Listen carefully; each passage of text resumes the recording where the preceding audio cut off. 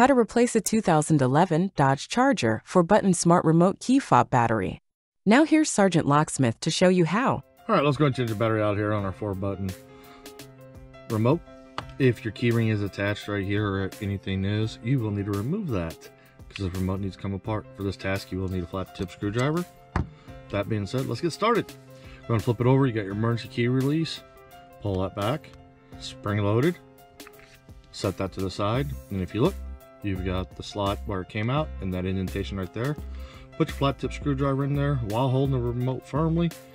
Rotate the screwdriver. You're not wanting to pry it. Now that you're done, go ahead and put it pad down and open it up. And the reason why is that circuit board likes to move.